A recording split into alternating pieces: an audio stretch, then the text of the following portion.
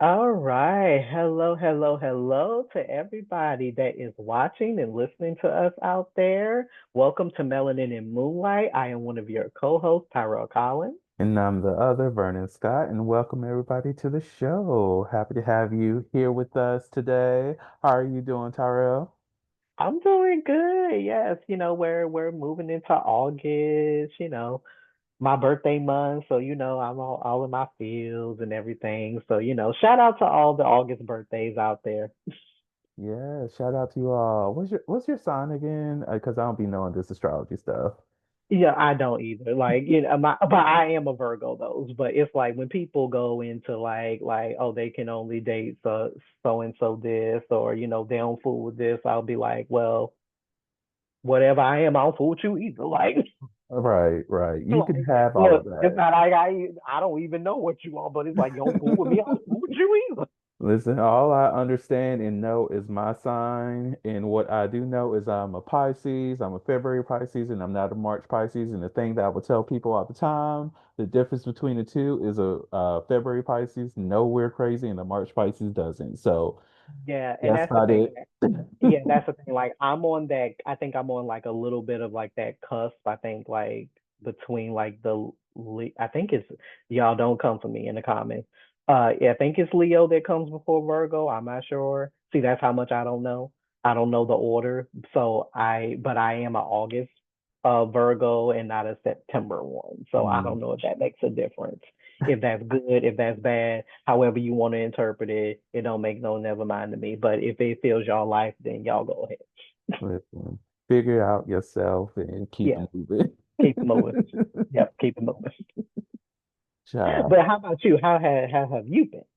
Yeah, I've been pretty good. I'm tired today. I've been doing a lot of driving this Mm, weekend. Of course, went to Tennessee, mm, Pigeon Forge to be exact.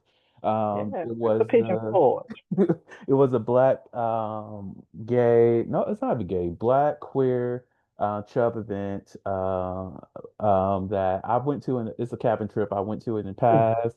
I would have been a guest this weekend as well, but a mofo had to work. So I couldn't be there. And you can't do therapy work and have roommates and stuff like that. So, of right. course, I was also part of the curriculum this year. This is their first year doing a kink college thing. So I was excited to participate in that. The host actually invited me back because the first time I went, I did something on like self-love and all those other great things. But this year, he invited me back to talk about Black men's mental health, which was something I was excited to do, and also to talk about my favorite type of play, which is sensory play. Mm, And that was a wonderful experience. Uh, yeah. One, to create a space where Black men felt comfortable to talk about mental health, and even see that there are options out there for them, be it if they've never met or been in a space where there is a Black male therapist advocating for the need for mental health or even talking about the struggles that Black men face. That felt good, and even creating a space for those who are in therapy, where they felt comfortable enough to speak about what their experience been like, how they've experienced some growth, hopefully to encourage those who have not been to Mm, seek their own, let them know, hey, this is what you do to find a therapist. Of mm, course, there are certain things that after the fact that I kind of wish I kind of touched base on, because I kind of just, went with it, hoping that there would be a lot more questions. But next time, I know have a little bit more structure, because it's also important to know that you're in charge. Like you can be selective with the type of therapist that you see. I kind of wish I would have talked about that a little bit more, but that was great. And then the sensory play, fun thing that happened is that one of the people who was there, he said one of his things that he always wanted to learn about was sensory play. mm, So it was like perfect that I was there to do that demonstration. This was his first time, And I Yeah. asked him if he was comfortable with, me demonstrating on him. He was very open to it, and he said he had a phenomenal experience with it. So that was good. And yeah, just open Yeah. the space for a lot of people to think about how they approach sexuality going forward. I really enjoyed that. But after that, had to drive back to Spartanburg, which wasn't bad, but a lot of Mhm. driving, a lot of driving this weekend. That's so funny. Yep. But with all that being said, what's been on your radar, Tyrell? Well, it's great that you bring up the nature of mental health because one of the things that I love about not just the generation that I think we're living in, but as times are evolving, we are having much more spaces for Black men to come talk about the nature of mental health, emotional vulnerability, all those types of things. And so I really want to give a shout out to a writer. Her name is Ebony Lewis.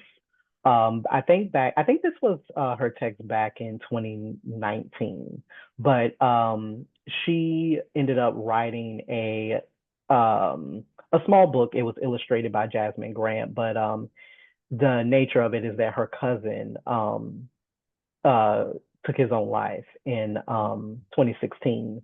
And so she really wanted to be a part of like this conversation that was centering on breaking down what those myths are, and the breaking away from those stigmas surrounding Black boys and reaffirming, Black boys growing up. And so, if you haven't, check out the nature of her book, Dear Black Boy, It's Okay to Cry. It's a really I think it's a really great text.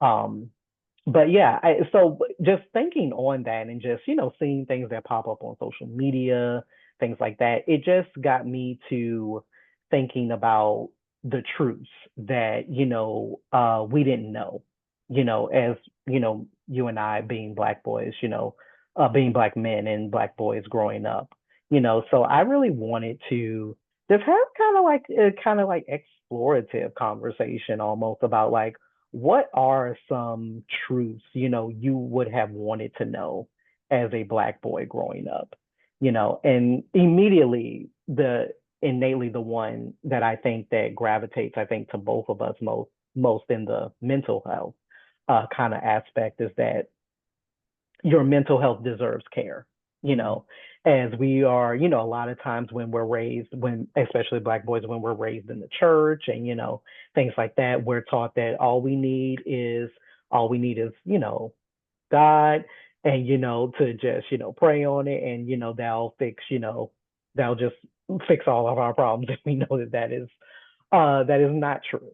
mm, Obviously there is more than one way to have open access and open resources to healing, and dealing with mental health, and that, therapy always, obviously from the nature of how we were coming up. And even though obviously we had made some strides because we saw it in particular media about Black people, starting to go to therapy and things like that. mm, But again, therapy was always something that was stigmatized, sometimes not even mentioned. Depression or anxiety was just looked at in Black boys as just bad behavior, mhm. you know so something that like your behavior needs to be policed. Anything that you feel, you need to just man up. And like talking about it, that's one of them phrases that I cannot stand. I can't stand telling a little boy that he needs to man up. He's not a man. E- Yeah, so Exactly. I'm just like, stop, just we need to just stop saying that.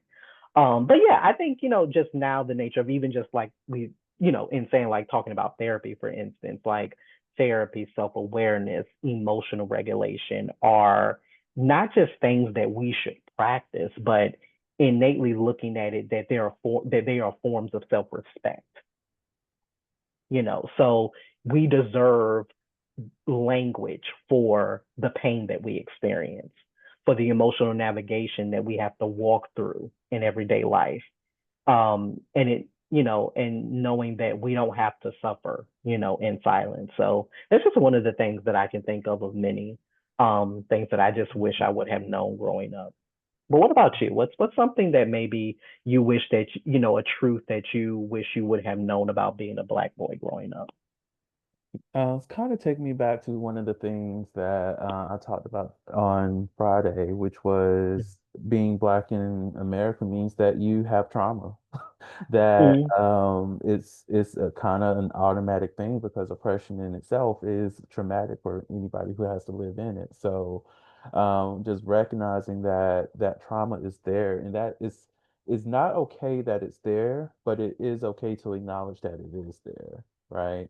And by acknowledging, knowing that it's there, you get to work through it and process it and get through it the way that you need to in a healthy way so that the trauma is not taking control of all of your behaviors, all of your thought, all of your lived experiences. You get to operate in a more successful and thriving life in spite of what that trauma has attempted to do with your life. And another thing, specifically for Black boys and Black men, is that it's not a character flaw to be sensitive, and it's not a character flaw to be emotional because those things have strength in it. Those things have the thing that you need to be the type of parent that you needed growing up, right? That you Mm-hmm. may have lacked. It helps you be a caring person to your partner, your lover, your kids, Yeah. and those people who may have been the cause of your traumas. It helps you um, learn to empathize, provide grace, and still hold people accountable. Like I don't know how many times I've been sitting with somebody and listening to them talk about their experiences, and they talk about or use the word sensitive, and there's a negative connotation attached to it, and it's just like, what makes that bad? What makes you Mm-hmm. automatically weak for being sensitive?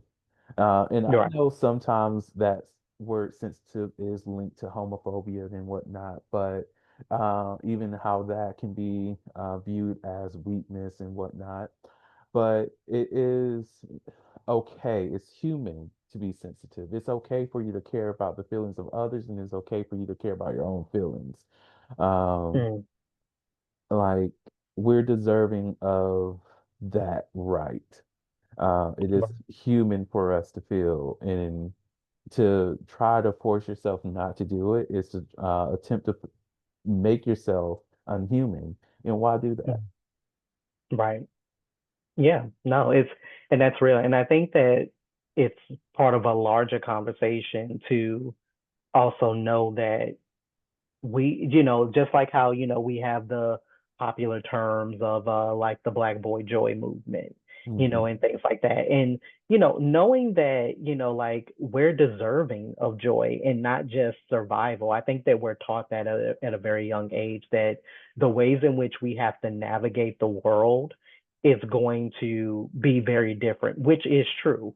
We have to know how it is to navigate school. We have to know how it is to navigate interactions with law enforcement, and things like that. But I think that there's an element of that that gets beat into us that we're also not having the conversations about, like, what does joy look like? Not everything that we do has to be wrapped up in trauma, or it has to be wrapped up in resistance. We deserve delight. If you want to go out and skateboard. If you want to sit, if you are, in your 30s and 40s and you just want a Saturday morning where you just turn on your favorite cartoon, you can do that. If you want to just dance around in your underwear, you can do that. Music, friendship, softness. I mean, those are just all the fundamental things to life. And, just knowing that this doesn't just stop at a particular age, or this Hmm. doesn't need to just be cut off because you're expected, or you have expectations. Now, this is not to say, not to dissuade accountability. Of course, we all have accountability for the things that we do as we evolve in age and mature and things like that, but to not let people rob you of the joy that you feel. So guess what? Ask yourself, when is the last time I took a trip just for me? Not for Hmm. my family, not for my kids. But when is the last time I just enjoyed time to myself? You know, when is the last what was the last thing that I can say that just honestly just made me happy? You know, and no matter what that is, it could be something grand, it could be something small, but to not deny, that sense of joy about yourself, I think is just really important. Yeah, I think another truth that we could lean into a lot more are that I wish a lot of people understood for themselves at a younger age, or even myself. Like I grew up and developed the mindset for myself. Well, let's say this truth came a little bit later than it should have. And that is you don't have to fit in to find community. Like Right. you can find community just by being yourself. Yes, there can be commonalities that you share with another person, and that makes it easier, but you can still be your authentic self. Like I've lived a large portion of my life being my authentic self, but I do also remember a time where I kind of dimmed my own light and I tried to fit in a little bit more, or I tried to Mhm. um, lean into what the my peers may have expected of me, or what being a member of different organizations, what expectations they had, and I tried my best to mold myself to that, Mhm. not necessarily fully changing myself, but putting on not even a front, but holding back certain comments that I would probably push back on a regular basis to appease and make other people feel comfortable, even when it comes to being in the job force, the workforce. How I remember a time where I would not advocate for myself for the comfort of other Mhm. people. And a lot of that was I want to go with everyone and not go against the grain because I want to fit in here. I do want to build relationships with these people at this job. But as I grew older, I realized that, you know what? You are that guy. You are Mhm. you are bringing your own set of expertise. You are making the work happen even when people don't see it all the time. You don't Mhm. have to bend backwards to make these other people feel comfortable while Mhm. you are feeling extremely uncomfortable. And after I learned that and shifted from that, I realized some of those people I was bending over backwards for weren't necessarily good relationships of mine. And also some of those other individuals that I was doing that for was also willing to be understanding and still Mhm. support me as I you know, operated in my own full mentality, my own sense of self. And that Yeah. was the reward of, making that shift for myself. And I wish that I would have known that a lot sooner, right? That I could Mhm. come into this job, be me, and be Mhm. accepted. I don't Mhm. have to be all corporate mindset, and like that is not going to be the thing that's going to keep me back. The thing that's going to keep Right. me back from my own growth is going to be me at the end of the day. So Right. that is one of those truths that I wanted to put out there too. Yeah. And I think like the last truth that I think comes to mind for me is just there is so because even though I don't work with younger children, I've seen this Hmm. like in television and movies and in like sometimes like workshops or talks that I have fellow educators who talk to me about. There's this there's sometimes this prevalence that you really have to listen to how young black boys talk in the fact that a lot of them don't speak in the future tense. Mm, Like a lot of their lives again are about like this perpetual urgency and survival that you'll find that a lot of them don't even necessarily consider themselves to even make it to 18 years old or mm, make it to 25. And so I think it's really important that black boys know that you are allowed to act, who am I? mm, We are poets, we're empaths, we're gamers, we're feminists, we're dreamers, you know? So you don't have to follow just one script. Your curiosity about the world, about who you are, is a gift. It's not a threat. Hmm. So wherever that leads you to in life, that is what it's going to lead you to being, or at least feeling like you can be your most authentic self. Now, of course, that doesn't diminish the fact that who you are is not going to be always in safe spaces. And so that's what, again, that's one of the things that I love how we're coming into now about people can seek out, various communities of people. And I don't think that that was something that was, as prevalent as, you and I were coming up. That, it's kind of like, yeah, you either had to fit into this mold or that mold when you were in school. Hmm. And something that I wish that I think I would have done was to seek out, maybe more community that I felt like maybe I could have belonged to. When I stopped doing, I did karate from the ages of like 6 to 12. I got into karate was because for me to open up to socialize more. And yes, I love my years in karate, but then once I started getting into more academics and my books, it's kind of like I felt like I on an isolated island almost. I didn't know, I didn't have to say I didn't know, but I didn't associate, with other, black boys that were like me, in that regard. So I kind of grew up, not just as an only child of my mother, but kind of viewing the world in isolation. And I just wish, like sometimes that I wonder what would have happened if I would have tried to expand horizons, if I would have tried to find more community. And that's something that I really enjoy that, a younger generation is having now. Like there are, communities for, our black nerds. There's like communities for, our, young black queer youth and, just things like that. You just have to seek those, you have to seek those things out. And again, it's not to say that it's going to be some type of utopia, but just knowing that you don't have to exist in like this vacuum in this world and engage in activity or engage in behavior that you believe is right, but you can involve yourself in community and find out how does this look like for you moving forward, so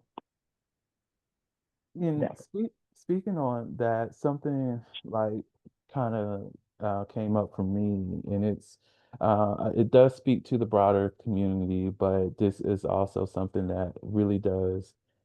Um, this is a truth that really would hone in for Black men, Black boys as well, and it's being human is not a white thing. Like Mhm. the a lot of the things that we consider, oh, that's a white person's thing, like going to Mhm. therapy, being Mhm. able to feel your emotions and express and talk about those are not things that are reserved for just white people. Or the Right. way that people may go jet skiing and traveling and do all these different things, those are not activities that's only reserved for white experience. These are things that we all get to enjoy and embrace, and it's something that is just an additional part of being human. And another piece is being or engaging in your creativity and being within the arts is not something that's just for the queer folk. You can be heterosexual and be very active. You can dance, you can sing, you can be in the arts. You can do nails, you can be a cosmetologist, you can be a stylist and all that. And you don't have to also carry the stigma that this automatically makes you less than a boy, it makes you less masculine, because that's something that you get to determine for yourself and nobody can take away from you. That if you have a passion for this one thing, however you identify, go after it, make it yours, make it your craft, and thrive in it, because Mhm. telling yourself that it's meant for somebody else is denying yourself of a part of you that makes you happy, and you deserve better and you deserve that happiness. And if any person is against it, that's their problem and not yours. And Mhm. either they're going to watch you thrive or they'll join you on your journey, and that's just how it has Absolutely. to be. Yep. And that's a word. That's a true word. Ooh, so yeah, I just, as we move into the future, I'm just, I'm so grateful and so hopeful for the dreams that especially black boys have. Like that's such a I don't even have the words for it, just such an emotional space to be in for black boys and dreams. And so I'm hoping that, obviously we are still around. I'm hoping that all of our listeners are still around to witness the evolution of Black Boy Dreams for sure. Yes, yes. But yeah, so what is as we transition, what is next on your what's on your mind to talk about? Well, so I want to talk about first impressions a little bit and how Mm, those can easily be a lie, and also tie in something that happened personally. But mm, first and foremost, just first impressions in general. Like, I remember being younger and I would assume somebody, right? And mm, I'm glad that I've been blessed with the ability to have self-awareness at a very young age, and I will have these self-talks with myself for clarity and also correction and accountability. I remember a friend from middle school where I just saw her, and I was automatically was like, oh, she looks like she's mean. I don't think I can get along with her or anything like that. So I purposely kept distance away from her. And then we finally sat near each other, had conversation. I realized like I prejudged this person and I don't know them, right?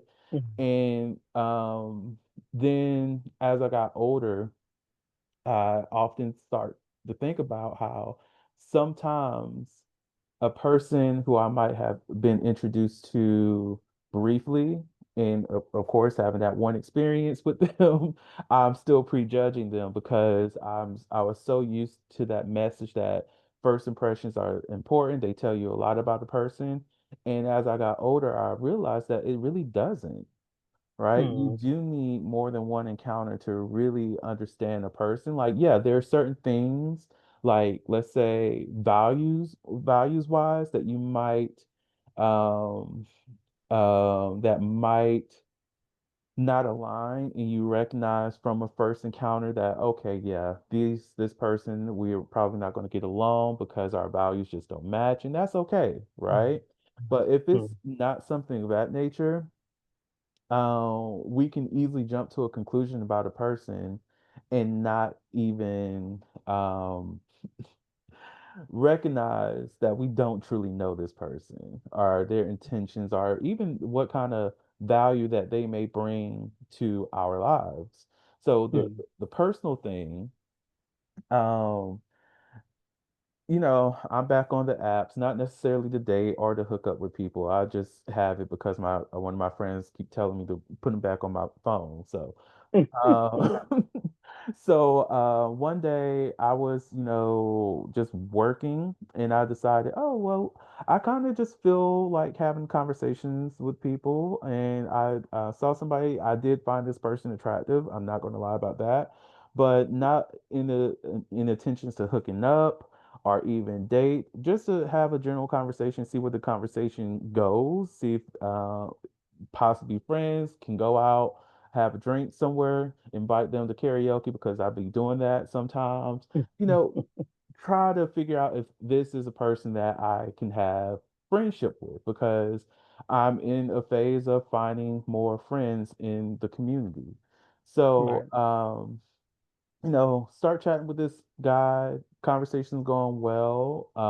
And there was something because I mentioned that I'm getting back out there to explore dating. Now, I didn't mention that I was interested in like dating him. Mm, That part didn't come out, but the response that was received on my part was, "Oh no, we can only be friends." And I was like, where is this coming from? I'm confused. Mind you, this is a person who's moving, because on their profile they mentioned that they were moving to a different city. And the city's in a whole nother state. I'm not driving that to that state to see nobody unless I really have to go there. Like this, I'm not trying to be your man. So like to That get part. that response, I was like, whoa, okay. But I kind of brushed it to the side because I know my intentions here and whatever. Mm. Fast forward to literally last night. He randomly messaged me because I happened to be online. And this time I was actually on the apps to be a thought. So y'all can judge me if you want to. Mhm. No. Uh, Look, multiple purposes, multiple truths. okay, right. So, he messages me and whatnot, and of course, I'm not in Georgia at all. And I think he's already left the city where I live. So I was just shocked that he just sent me a message. So he messaged me. He was like, "Oh, you're what you doing up late and blah blah blah." So we're just having a whole conversation, and then he starts talking about what his experiences have been like now that he's moving and all this other stuff, and we're just chatting for real. And then we start talking about the gays. Specifically, we start talking about white gays bonding over that, and somewhere within this conversation, he was like, essentially, he mentioned that he feels sorry that he pretty much rejected me because Mm. he now learned that I'm a very dope person.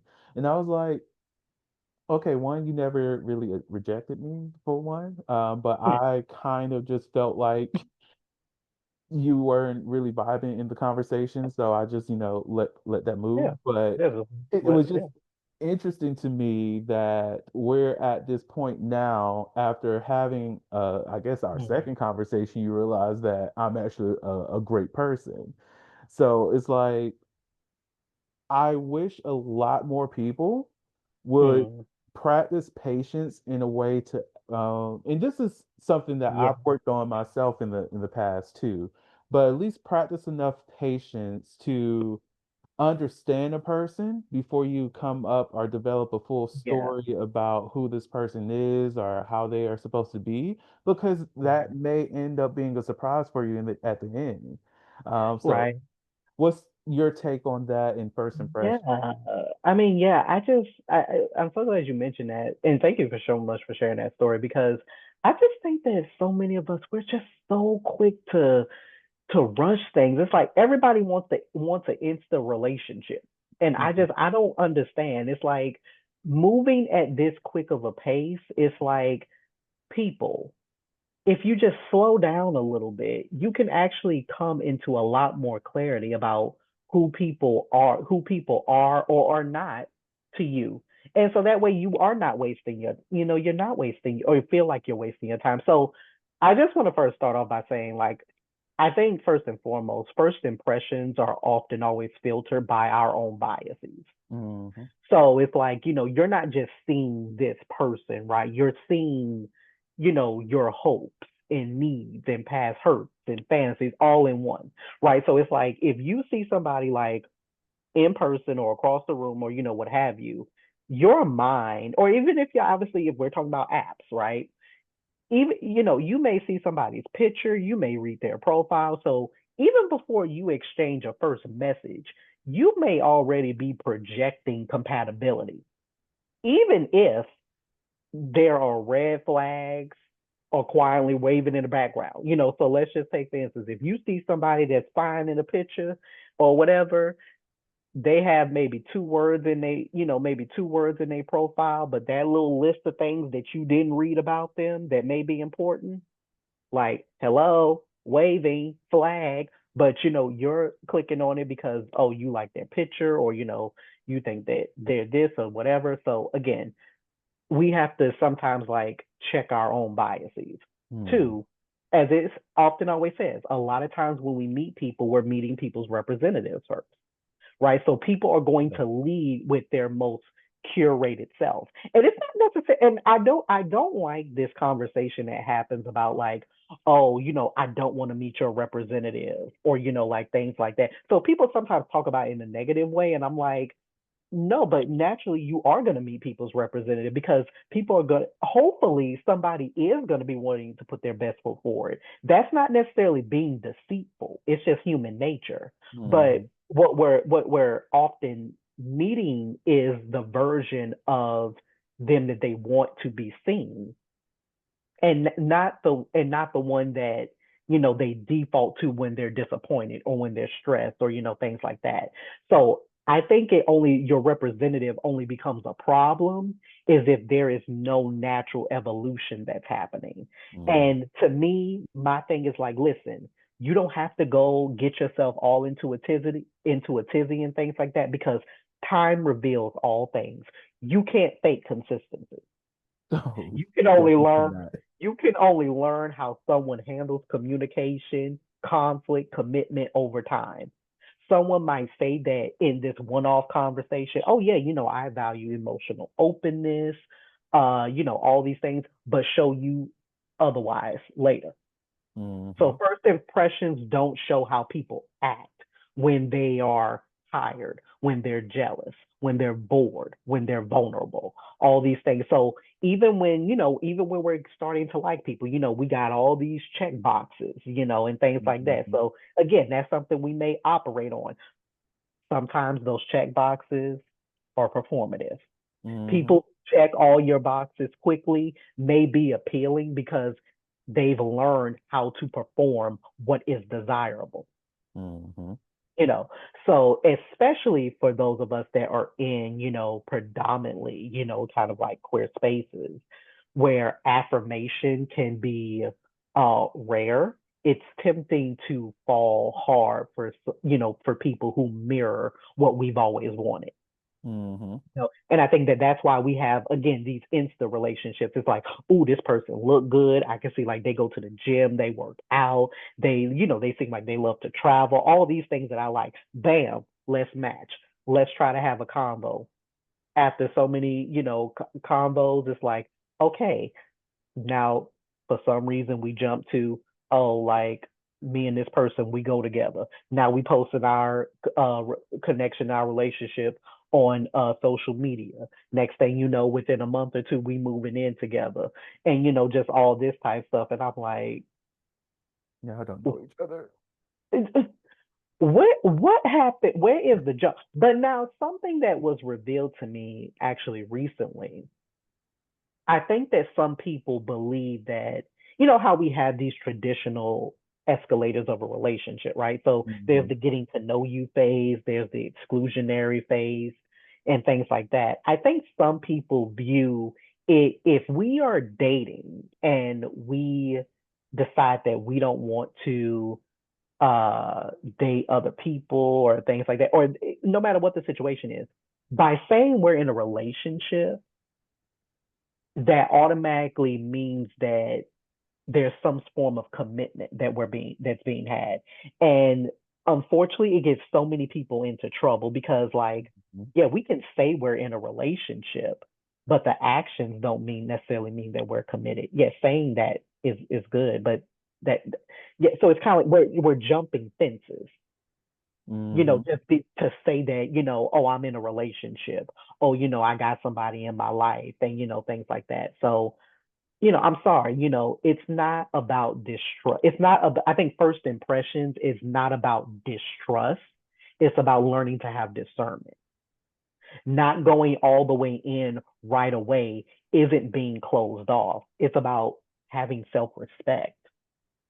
You're allowing, if you're wanting a real relationship with someone, you're allowing that relationship to unfold rather than Mm-hmm. forcing it to live up to this kind of first impression idea. Mm-hmm. So, It, the word relationship, like I have to have this conversation with adults But it's so much easier to have it with the kiddos because Mm, especially when they're in the certain age where they're understanding dating and all this other stuff and becoming friends and all that, it's easier to have the conversation about what is a relationship. Because mm, for many people, adults think like relationship means that we are romantically blah blah blah blah. We might do sex, blah blah blah blah. There's emotions involved without understanding that that's not what the word relationship is talking about. Relationship just means your connection with another person. And that's the point that so many of the kids that I've counseled connect with because they understand that part. So if I ask, "Oh, how's your relationship with your siblings going?" They're not thinking romantic. They're just thinking about mm, connection, right? mm, The relationship with your parents, the relationship with your friends.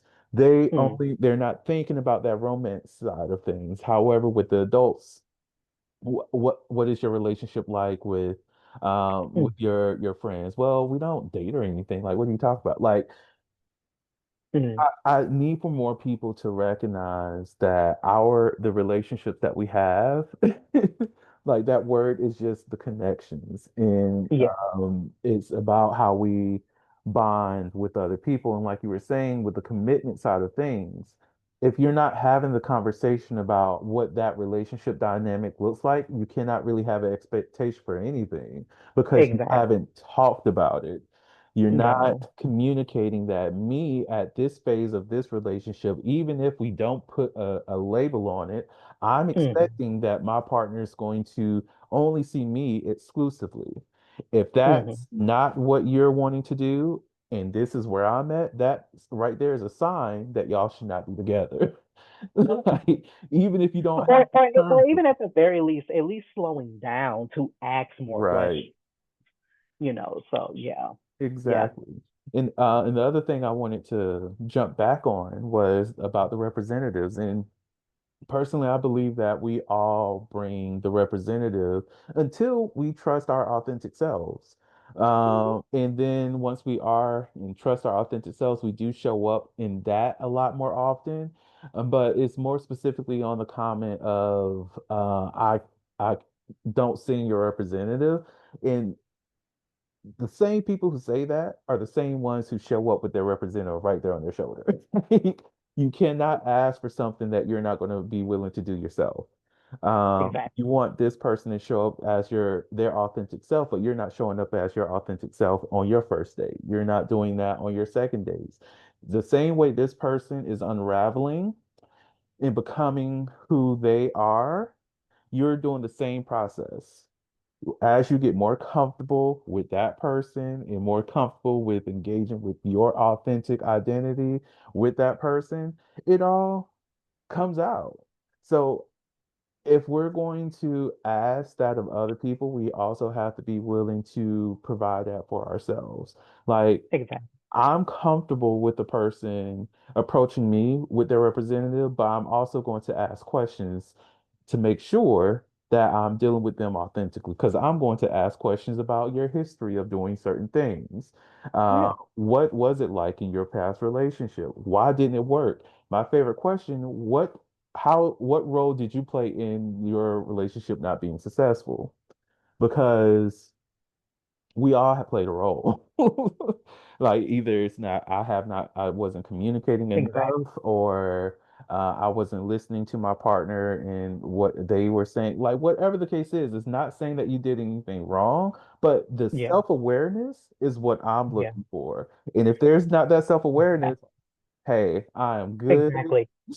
to go. Uh, uh, and I think that there are certain things that you can do to protect your sense of self-awareness as Mhm. well. Like because again, when you're in the midst of fields and things like that, you can't help certain things. But I think that you can manage, certain things. Because again, let's just take for instance, like a lot of therapists, a lot of relationship coaches, anybody in any type of field, even psychologists and sociologists have said that typically, like, even if obviously you love someone or what have you, you can really tell, like, like if you have really fallen or like you tell you love someone very, very early on. Now that doesn't necessarily mean that you say the yeah you say that because of course you're not trying to freak somebody out, but feel you really can't control the rate of feelings, mind you. But I think there are things that you can do to manage how you navigate and behave. So I've always had this thing about staying curious longer than you stay certain than you stay certain. The reason why I say that is because again, that is helping you to protect a sense of your piece. It's not building up a wall. But a lot of times when we rush things based off of first impressions, we are having like that emotional burnout. We're feeling like, oh, okay, this person has disappointed me, you know. But slowing down though isn't about suspicion. It's about self-preservation without shutting down. I can protect myself and still be in the midst of this. Like, so if I'm feeling you, you may say something. If I'm all just going all in, blinders, not even registering, and then you say something that, like, hold on, really takes me aback, then that's having me on this emotional kind of turntable. But hey, if I'm feeling you, you're feeling me, we're having just do conversations, and bam, I say something or you say something that may bring up a little bit of pause. Wait a minute. I can ask more questions. I can have some self-preservation. I don't need to shut down, or this doesn't necessarily need to be a just step to the left kind of conversation. But again, it's kind of like as you think about a speed sign, as you think about like a speed limit sign. Speed limit signs are there to tell you how fast you need to be going in this area. So if I am going if we're meeting each other and this is like a 60 mile, zone that we're entering in, that means that, yeah, my feelings can be up to 60 miles. However, if I'm seeing aspects of, hey, there's some cones, there may be an accident that may be about to happen, I can slow down as well. And also, I also think about one of the terms I'm not going to say I don't like, but I like to also kind of alter a little bit when people say that actions speak louder than words.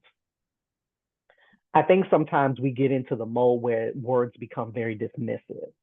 And me as a, person in English and writing studies, like I take that to heart. I try to be very mindful with the way I use my words because I use language obviously for a living. So I think it's one of those let actions confirm words. Words are not cheap. We live in the age where, people love bomb you all the time.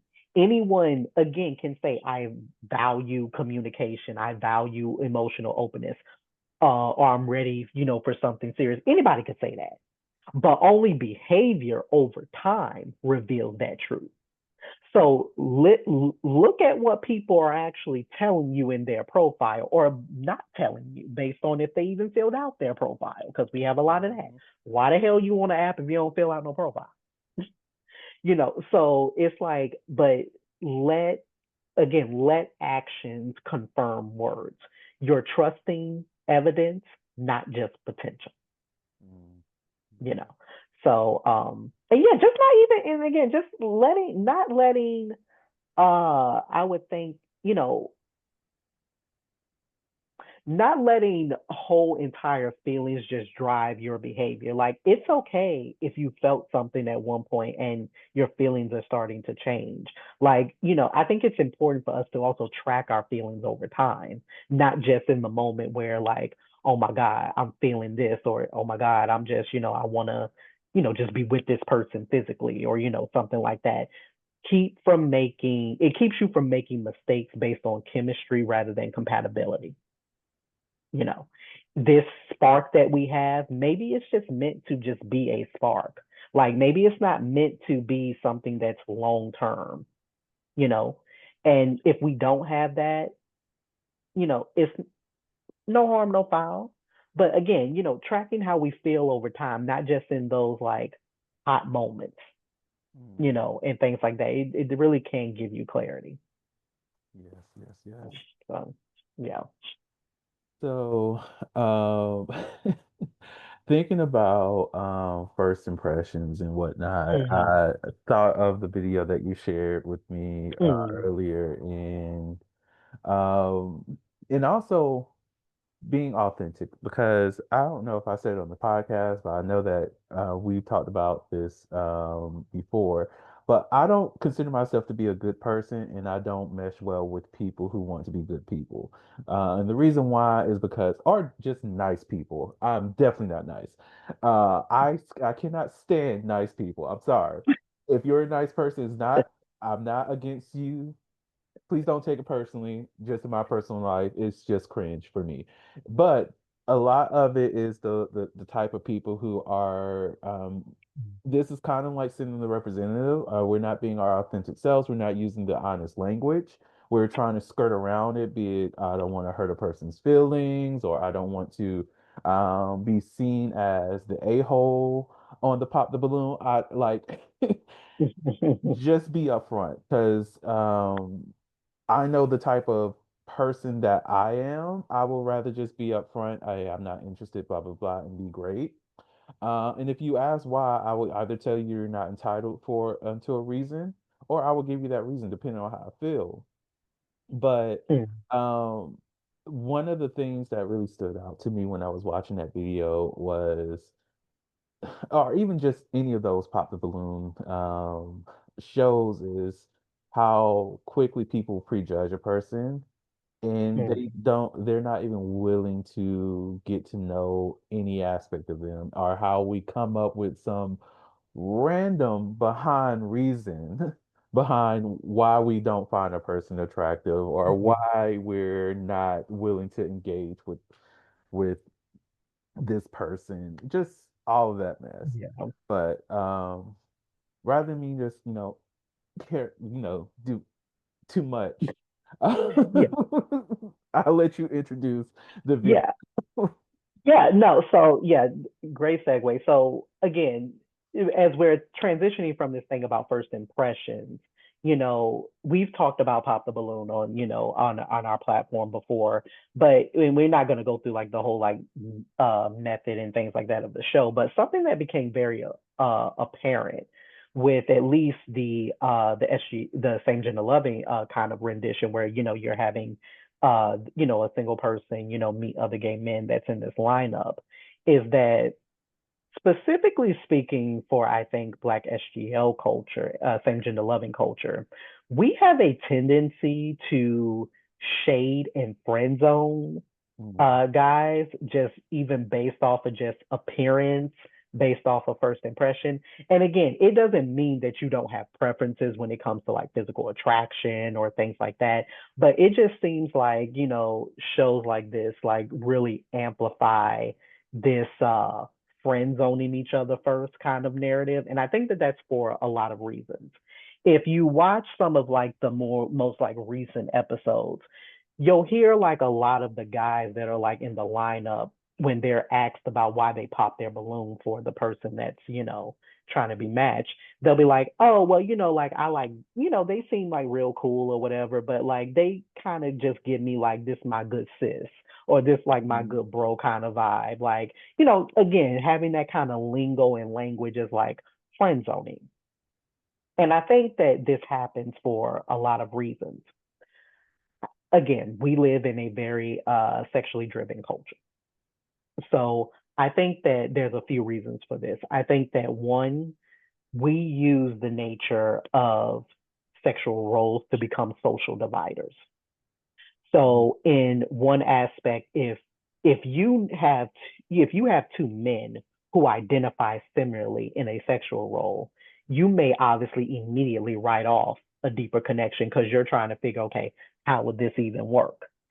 We use the nature of like the cis label, the bro label, this fam, uh, it becomes a way to kind of neutralize also like any type of sexual energy before it can be messy, competitive, or kind of like misread.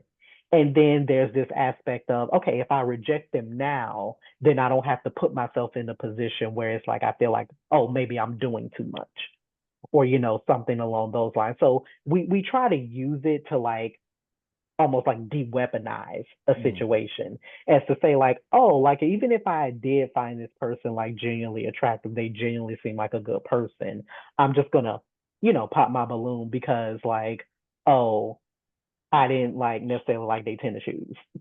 Like such a superficial, Mm-hmm. thing. And then too, I think also something that we don't tend to I don't know if we tend to talk, I'm not gonna say don't, but I don't know if we talk about enough is that in Black queer social spaces are often very tight knit as well, where it's like everybody knows everybody, or at Mm-hmm. least someone who knows your everyone. So because of the fact that we a lot of times Black queer spaces are led in small circles, those small circles though can have very big consequences. Mm-hmm. Because even if you take somewhere like Atlanta, right? Atlanta is like a Black, gay culture hub. People will be very surprised about how small the Atlanta Black queer scene is. Where when you meet somebody, they either know somebody, have heard of this person, have, maybe hooked up with this person in the past or whatever. And you are almost like astounded. You're like, wait a minute, like this is like a culture like capital. Why is it that everybody like knows each other or whatever? Which can seem like a good thing, obviously, on the surface. Like, for networking connections and things like that. But when it comes to romantic interest, it now becomes a problem because now if you're going to a party or if you're going to this hangout, now you're trying to figure out, oh, okay, like is so and so gonna be there? Like, hey, we kind of hooked up a few months ago. Oh, so and so, that's the best friend of so and so. Oh, this person know this person from work, or things like that. So the friend zoning immediately becomes a form of like reputation management. Mm-hmm. If I don't engage with you, then it can't be used against me. So it becomes like a defense mechanism, not necessarily like a lack of interest, you know. And then again, it's like that desire, kind of aspect is desire being risky. Again, we have aspects that, when we come from our, certain family upbringings, church, all these different factors, we tend to maybe get into that friend zone mindset because, again, we're not trying to seem too thirsty or we're not trying to seem as like we're doing too much. We have fears about being read incorrectly. We don't want to necessarily be outed, gossip about, mocked, and things like this. So we have to it's kind of like navigating all these, kinds of emotions. But yeah, I just find that to be very interesting that that's kind of like a culture we live in. Like we're so quick to dismiss somebody and just friend zone them automatically Mm-hmm. without even trying to get to know because sparks are not just innate, you know. Right. It so yeah, I'm just, yeah. This brings me because I guess I'm always going to be into the emotions thing, but this is a part of why I always mention that it's important for us to be able to name and acknowledge our emotions because it really does help us communicate things a little bit better.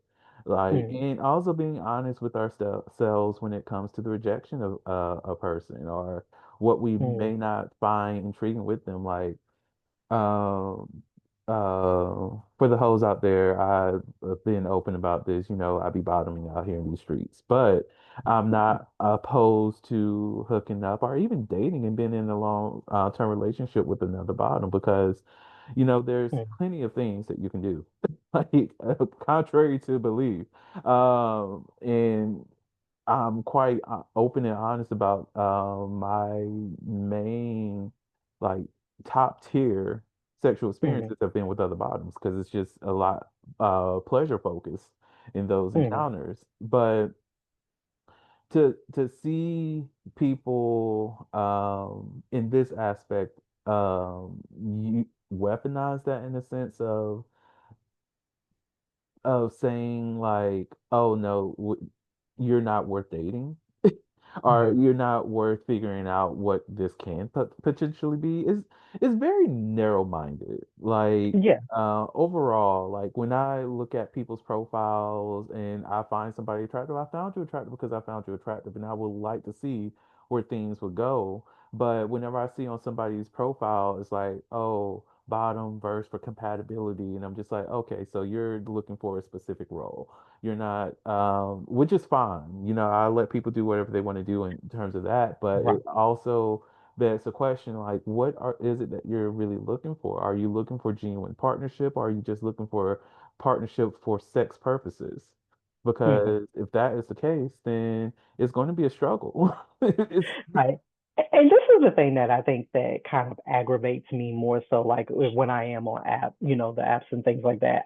Because of course, like I'm very open about the nature of, about the fact I identify on the bisexual aspect, or the bisexual spectrum, with kind of maybe top tendencies here and there. But what I would rather, if I'm engaged in conversation with someone, for them to tell me like, oh, I respect. I just don't consider myself being in a long term relationship with a side, or hmm whatever.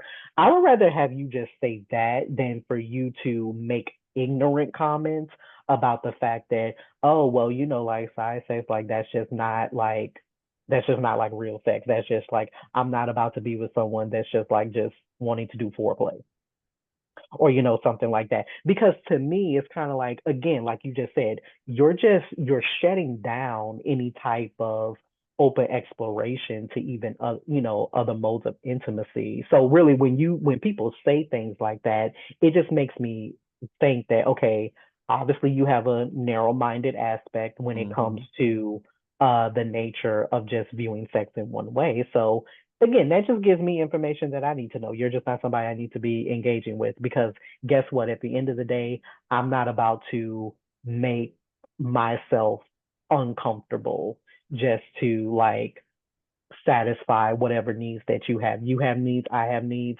and if our needs cannot be met with each other, then we just, obviously, maybe we don't need to talk. But hmm it is to say that when it comes to the nature of friend zoning, like, I think that there's there's ways in which we can build friendship without losing romantic potential. I think we can name the energy early. Like, I think you can say like, hey, like, really enjoying to get to know you, and I want to be clear, I'm not just looking for friends right now. I actually like to explore where this connection could go. So this is like a special message to all my people out there that have, if you've had situations where you've gotten stuck in the friend zone, hmm regardless where whatever that reason is, make your position very, very clear that, yeah, there is an element to a relationship where, yeah, you do need to be friends first and hmm foremost.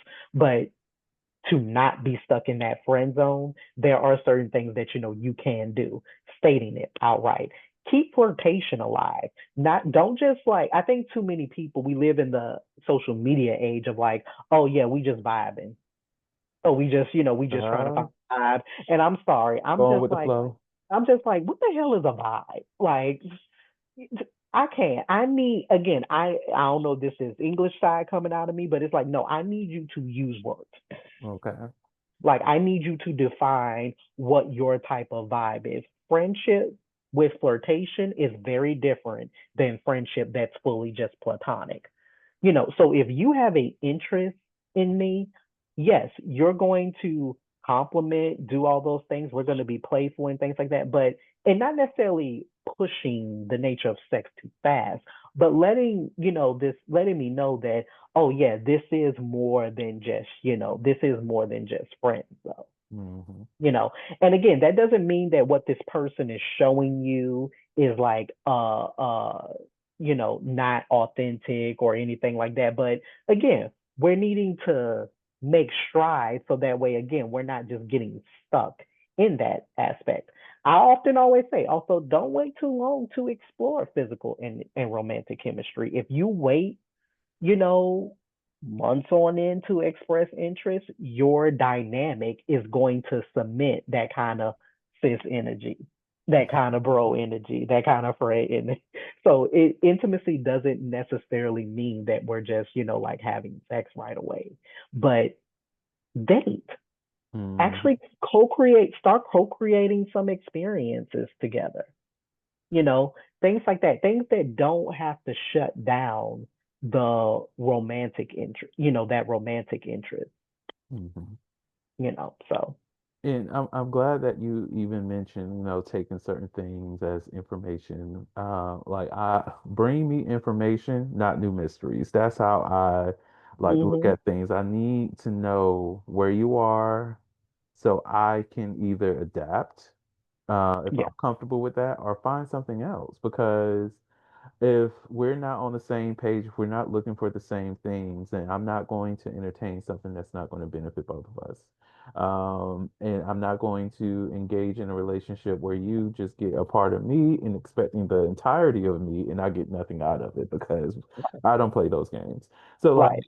having Mm. being open and willing to have these conversations and fish for the things that you need is important because Hmm. if not, you're going to be in a space where you're wasting your time when you can really be Right. focused on somebody who can meet you where you are or even Right. pull you up to where they are because they are trying to do the same thing that you're trying to do. Uh, Right. Yeah, and I mean, let's be honest. I mean, like, as you know, as Shelby, like, of course, like, you have to also understand about how much sex is important to you because that's different hmm for everybody. We can't just automatically assume all men are the same. All men have high libidos and this, and that. Especially as we age, as we experience, as we mature, all those things. But I just want people to understand that there are different ways of talking about intimacy and sex that is not just about your preference. That is not just about politics, the hmm politics of sex. Like, have open, curious conversations about how you and these other people experience desire. hmm So decenter the role conversation from your attraction and focus more on, hey, this is actually how I connect to somebody intimately wise. This is actually what I value when I am engaging in sex with another person. This is what my energy and what my compatibility looks like with somebody. So that way we're moving past just the whole top bottom verse, kind of conversation, and even the whole side conversation. I mean, even though I identify on the aspect of being a side, my aspect of identifying in that is just to give me a language to talk about it. But it's not to Exactly. say that I'm just wrapped up in the label. So yeah, it moves us away from the whole labels conversation that that's not a blueprint. hmm You have to walk people through the blueprint of understanding what intimacy and what desire means to you. And if you don't have the language to talk about it, you can say, like, hey, that's actually something about myself I would actually love to explore more. I would love to explore more what it's like to have toys or to engage, maybe in like role play or do this, and see how people are responding to that, hmm you know.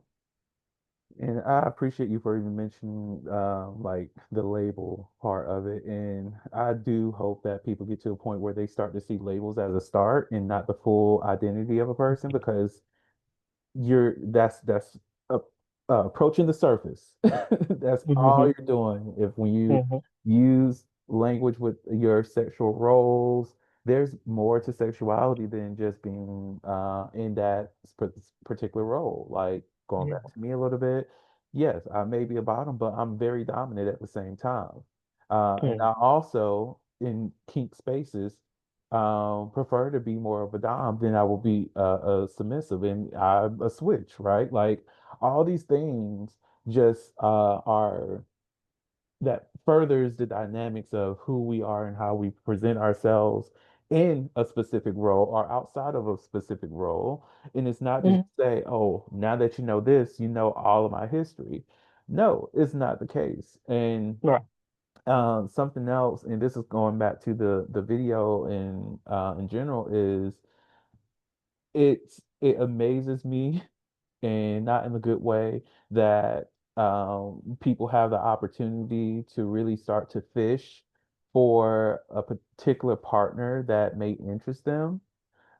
Mm. However, the conversations do not go beyond the surface level. Like I Mm. get under wanting to know a person's 5-year goals. That's cool. But if you really feel like you want to make a match work, ask the questions that's going to eliminate people.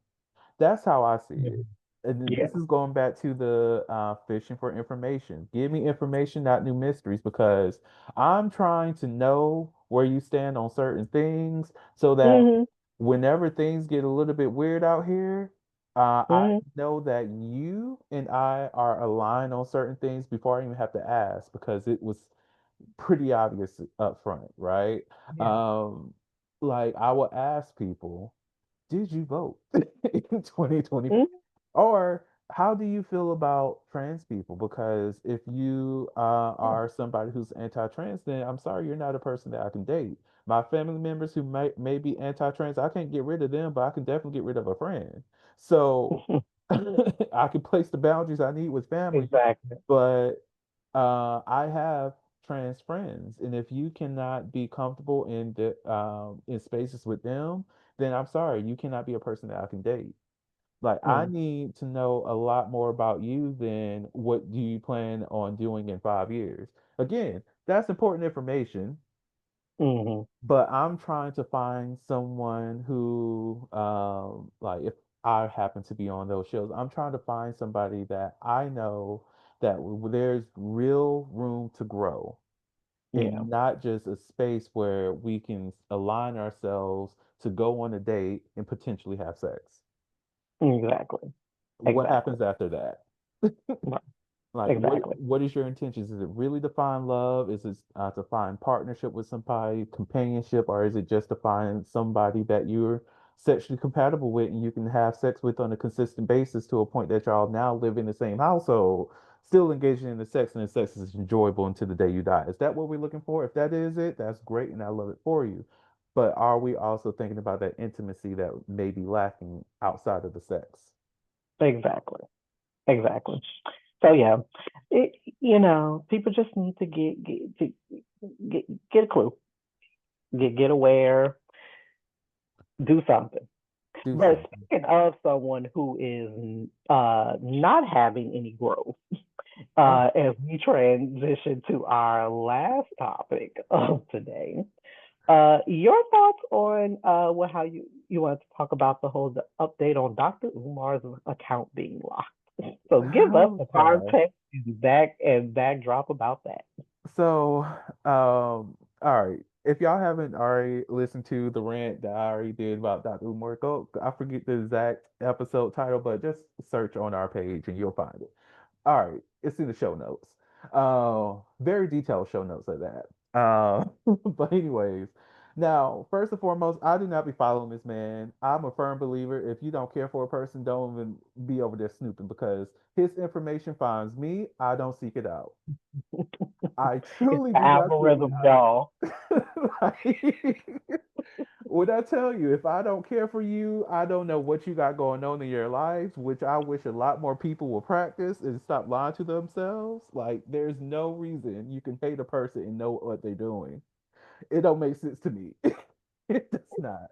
But anyways, so I was watching T.S. Madison and Craig, the writer. They're doing their Fat Talk, of course, enjoying the episode, and they bring up Dr. Umar, and I'm just like, okay, what did this N word do this time? So apparently, Umar is on the social medias, reaching out to his following, saying, "Hey y'all, this is what's up." I'm paraphrasing like hell, so please, if you see the actual video, I'm not here purposely lying. I'm just shortening things up. So he's over here like, so y'all, bank account locked, can't access those funds. So I need y'all to do, bibbity boppity boop, put some money in this cash app. This is my cash app. This is my phone number. Which, sir, why are you bringing your phone number to the internet? I hope this is a line that does not exist. Will go directly to you. I hope it's a business Mhm. phone number and it's being, sent to voicemail because if it's your personal number, why? So he says that the bank, somebody tried to like hack his account, and because they tried to hack his account, now is locked, and now he's trying to create another account so he can get all his stuff transferred over, blah blah blah blah. Now here's the thing that I didn't know, I wasn't paying any attention to, but Craig the writer mentioned this, which seems to line and fits perfectly with what's going on with Umar. New Jersey, I think he also mentioned Chicago and some other state. Might be New York, may not be New York, but New Jersey specifically, which is also the state that Dr. Umar lives in, has a law that if someone is on child support and they're not paying their child support, now all this is alleged, but if they're not paying their child support, the bank will lock their accounts. Mm. So Dr. Umar does have an adult child. I don't know where he was at in terms of paying those funds, and this is a recent law, and I don't know if they grandfathering people in or they're backdating it. You know, it's the United States. They love to backdate things if it means effing over its citizens. Just being real, regardless of the state. So, this law's out here on the books. If you're like a month or so behind, no access to your bank account. He does have this adult daughter, but he also has a younger daughter who may or may not be of an age to be receiving child support from her father. Mm. Now, I'm a fan of math, right? In the way that math logics, it does not seem because I've had people hack into my account before, and I know that if I need to gain access to my account, I can go to the bank, get a temporary card as they ship out a new card because most banks have temporary cards these days. You no longer have to wait the 3 to 10 business days to get a new card. If someone tried to hack my account, that is usually the process. I'm questioning why is it that Umar is not just saying I can't access my account right now. Of course, it's going to take some time for the new card to get here and just avoid the instant card that you can get at the bank. It will be great if people can help by, help donating and doing this, blah, blah, blah, blah. Create a whole different type of story that doesn't involve getting a whole new bank. Because locked account plus whole new bank means something is not adding up. What are we not factoring in this math? Because the math says um, a breach of access, changes in account information, new cards, and that's about it. No Mm. locks. You still have access to funds. You just have a new card coming your way. Math ain't mathing to me. Now learning about this child support thing, it's starting to math a little bit more. So now I'm under the impression, and I need to ask Dr. Umar, are you behind on your child support? Because I would think the Pan African Prince, the almighty strong believer in black women's right, black males' right, and defending the black people would make sure that his children are getting the funds that they need in the form of child support to ensure that his black queen of a daughter has everything that she needs. Now, if she's not receiving those things, is our prince a failure? I just need to know. I just need to know because the math is telling me the con is still trying to con and he's not paying up for his children. So I just want to put that out there and ask what's your thoughts on that. Look, no saying, right? Oh, Uh, so yeah, I mean, like, there's a lot of like I think there's a lot of like contradictions because, like you say, like the math is not math in here. So I think the main issue is just like, okay, if he's having his accounts locked, like, what is the the aspect of like the personal debt that he is owed, regardless if it's like through child support. So like we say that's a rumor, we don't know if that's true or not, mhm, or if his account is locked because of something else. mhm. Saying that call it sabotage, whatever it is you want to call it, opening up a whole new account.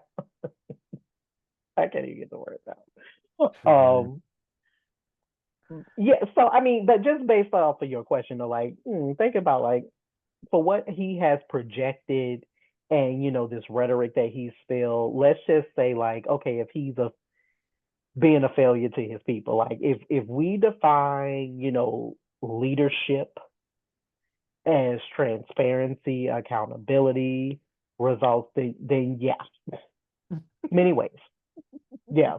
Because of course, if you're not familiar with Dr. Umar, he does, and which I try not to like, follow him. So it's like I only know certain things, but I do know that he does use this rhetoric of liberation, albeit centering himself.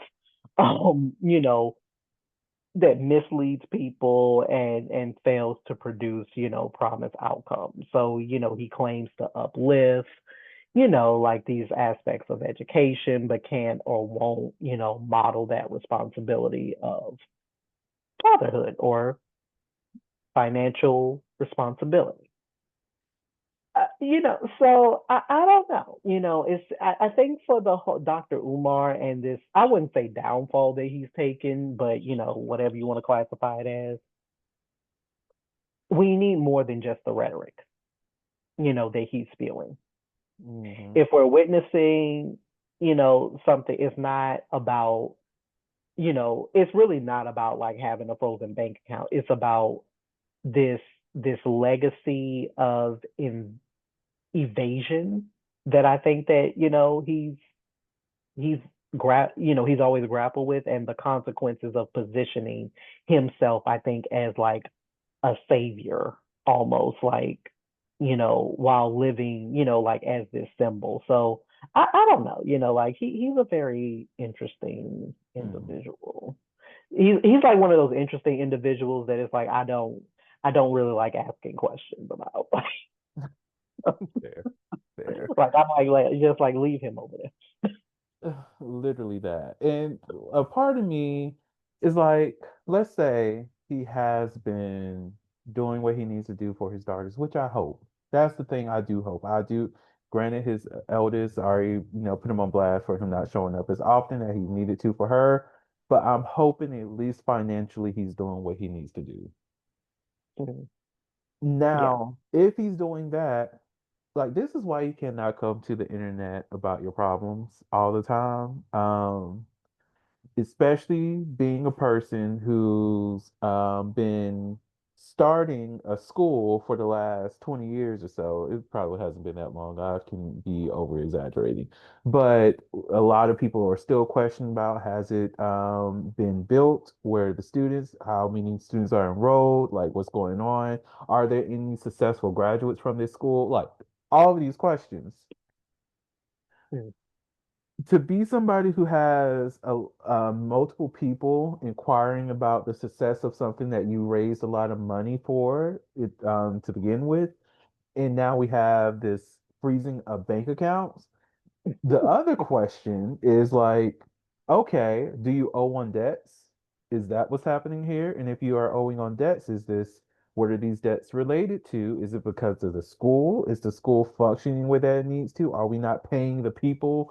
Like, is there a lawsuit against your school? Now, if it's a legal thing outside of the child support, now there's a mountain of questions that is forming because we decided to come onto the internet and tell us this piece of information that no one asked for. And now Yeah. that you've presented to us, now people feel entitled to ask additional questions. Like, is Yeah. this the federal government coming after some fraudulent activity because they realize that the school doesn't exist? What's going on? Right. And this is why like certain things about like being like a journalist or an educator these days, it's like I've had many moments in class where I'm just like, y'all listen, I can't make this stuff up. It ain't me. Like so when we having conversations about certain things, like it's the truth is, I mean, it's sitting right here in your face. Like I don't have to make this up. I don't have to make up this entire story just to sell you on something. Like it's right here. Right. It's right in your face. Like I can't make this stuff up. I just I can't. But yeah, it's like yeah. But like you say, there's just many questions that are now going to be starting to arise. And like I say again, he's always been an interesting individual. Like for me, like I don't like I said, I don't really follow him too much, so I try to keep him to the left of my photography. But yeah, it does. It looks really scammy and shady. Um and it's not yeah, it's not It's not good. look It's not like good. And the sad part is that those who are his diehard fans are not going to see it. And I hate it for them, but it's up to you to recognize when you're being scammed. And yes, the blame is always on the con artist, but we also have to think about self accountability at on everything hmm that we do. yeah, yeah. So, So yeah, who knows what will happen. But mm, yeah, but yeah. Anything else was on your agenda for tonight?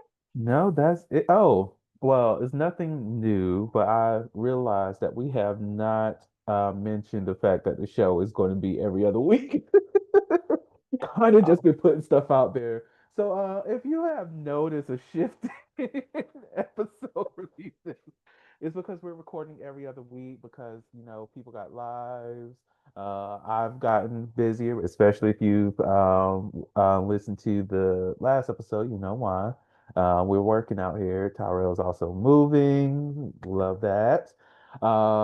And also it gives us time to make sure that we focus on things that we need in home, make sure our mental's good. mhm. And also sometimes, especially in the way that Tyrell and I operate our lives, some weeks we just have nothing. So this doing the every other week thing, Look, make sure if something look, comes up, we'll talk look. about We can't give you this brilliantness just all the time. We have to do it in doses, it. y'all. Yes, yes, little micro doses, like Like, shrooms. But yeah, and oh, another surprise. We'll have like two more episodes for this season before we go on break. Yeah. yeah, so yeah, definitely. So guys, make sure that if you are tuned, obviously if you're listening, you're watching us, go ahead and make sure that you go back to the very beginning. Like, catch up on our episodes, always, comment, subscribe, do all those things. Yes, and make sure you follow the YouTube. I'm not going to make any promises to say that, oh yeah, there's going to be snippets of the episodes that's going to be released because again, got to focus on time. We only got 24 hours in a day, but once we get 36 hours in one day, I will Mm-hmm. be able to guarantee extra time. But Mm-hmm. till that day, all I can say, just follow, subscribe to the YouTube, and whatever comes up, it comes up. And we have videos on there. So if you are curious about how we look, you can see how we look on those videos. You can watch this episode again if you want to. Give us more views. Share it with Yeah. your friends who may not have podcasting apps. All of those things. Yeah, So we'll set up an account if you just want to give us some, you just want to give us some money just based off of how we look. Like we're listen, not that vain to like we don't accept things just based listen, off of like how handsome we both are. Like so. listen. You throw some our way. Listen. If you try to spoil me, spoil me. Spoil me. I had listen for all of my older and my seasoned gentlemen out there. Like I have no problem being a kept man. I'm just putting it out there. Not at Like all. I have no problems.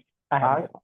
all Yeah. I ask is that I can still meet with my clients because I really do enjoy Yes, that yes, work. I do have a But job. I do enjoy my life and what I'm trying to build. But here we can have a conversation. we can do a lot of great things. Like We can have I'm not a handful at all. I'm I'm not. clean after myself. I mind my own business.